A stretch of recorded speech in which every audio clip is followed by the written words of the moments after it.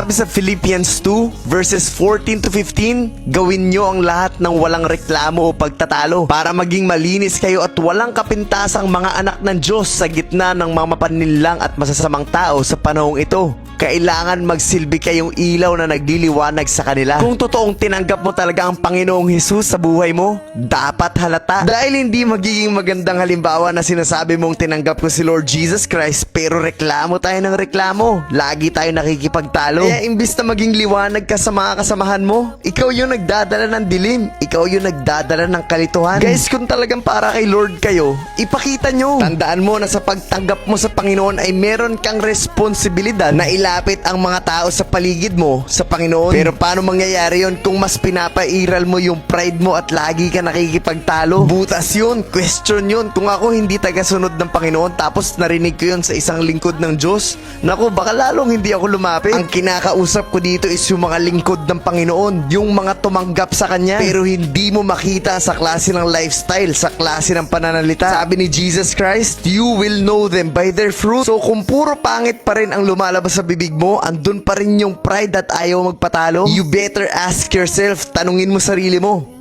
tinanggap mo bang totoo ang Panginoon sa buhay mo? Dahil madaming nadadapa sa pagkukunwari mo at alam ng Panginoon yun. Kaya kung ikaw man ang kinakausap ng Panginoon ngayon, ay pray na talagang pinakinggan mo at inintindi mo ang mensahe ng video na to.